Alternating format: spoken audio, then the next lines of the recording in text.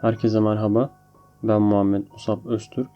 Bugün Darktable'a nasıl preset ekleneceğinden ve nasıl kullanılacağından bahsedeceğim.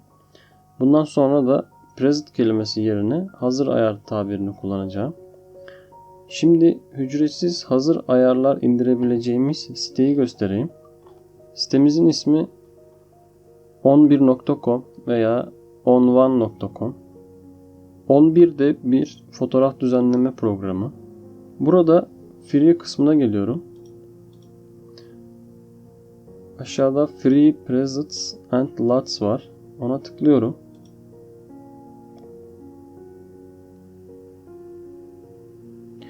Gelen ekranda e-posta adresi istiyor. Bunu kapatıyorum.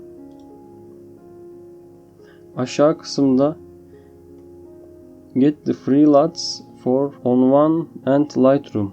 Buna tıklıyorum. Burada 9 farklı tarzda hazır ayarlar mevcut.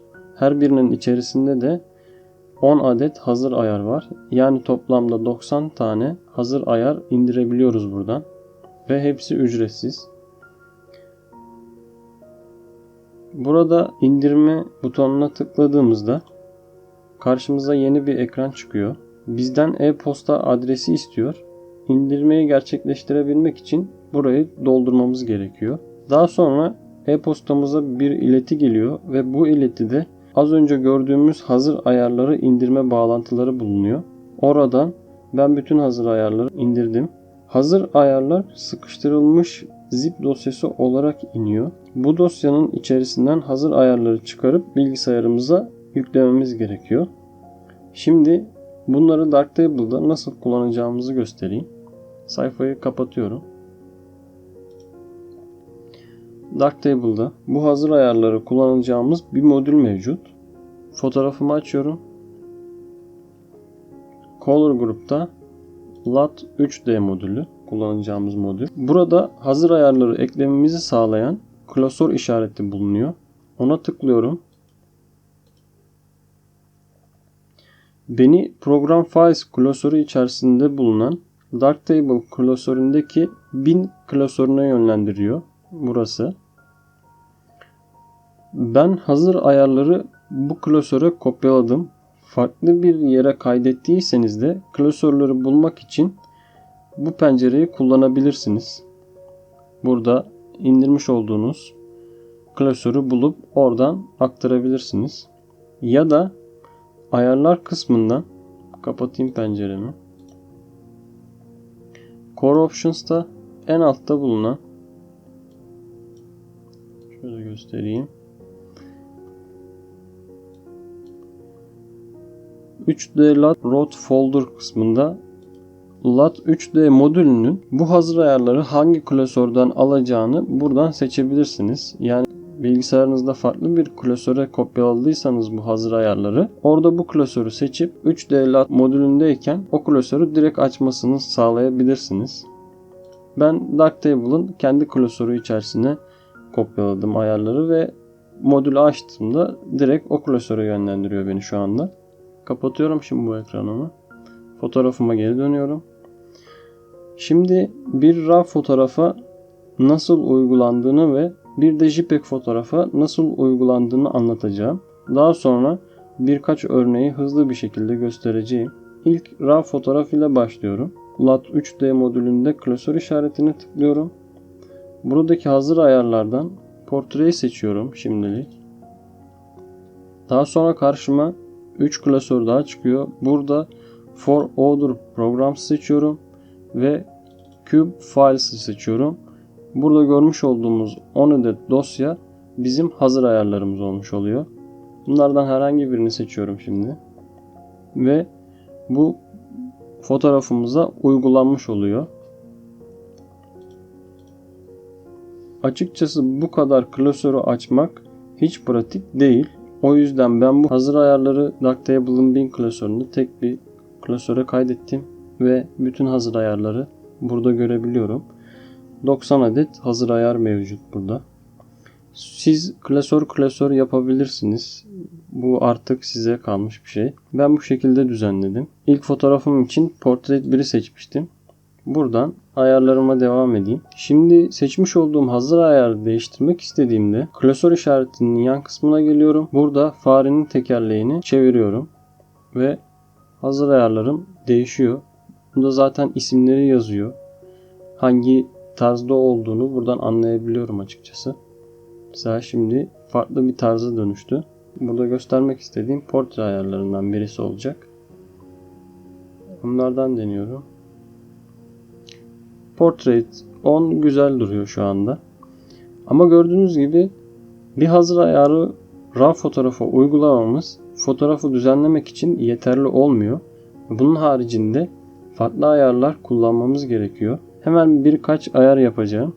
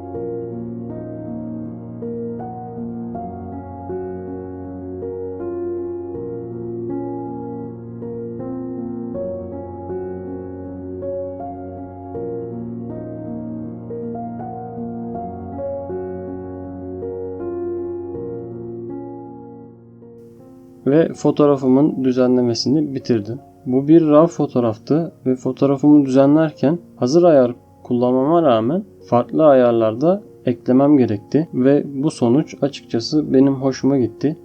Şimdi JPEG fotoğrafı düzenlemeye geçeyim. JPEG fotoğrafım bu. LUT 3D modülüne geçiyorum. Modülü açtım. Klasör işaretine tıklıyorum.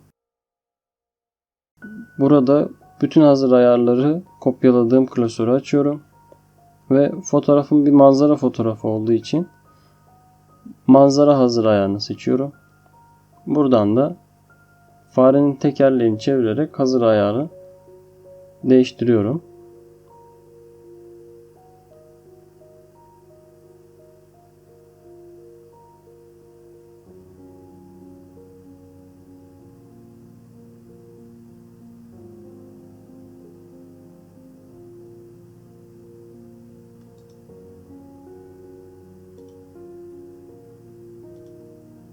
Altı ile 9 arasında kaldım. Hangisini seçsem diye deniyorum şu anda.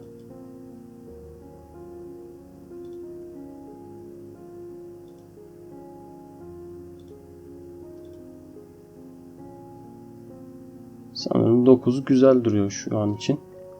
Ama gördüğünüz gibi bu da tek başına yeterli değil ve tekrar birkaç ayar yapmak gerekecek. Ayar yaparken de burada en basit kullanabileceğimiz modül Basic Adjustments.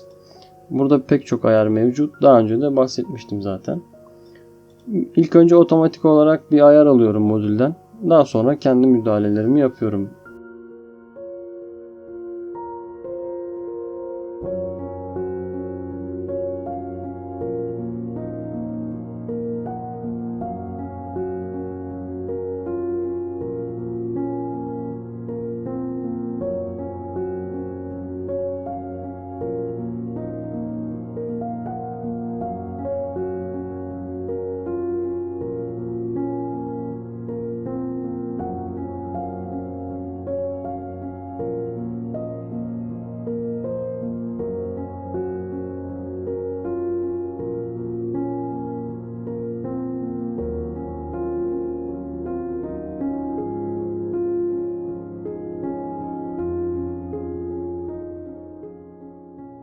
Ve fotoğrafımı düzenlemeyi bitirdim. Gördüğünüz gibi Darktable'da hazır ayarları kullanmak bu şekilde gerçekleşiyor. Şimdi hızlıca birkaç fotoğraf daha düzenleyeceğim.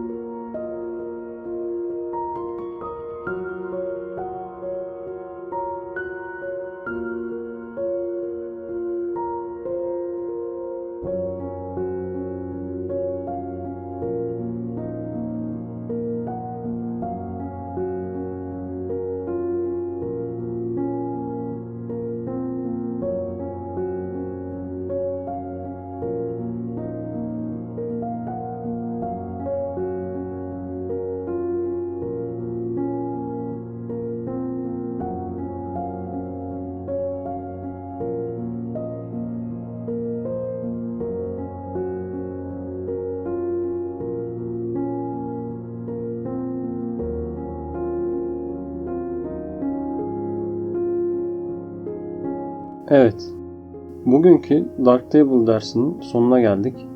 Dinlediğiniz ve izlediğiniz için teşekkür ederim. Daha sonraki videolarda görüşmek üzere. Hoşça kalın.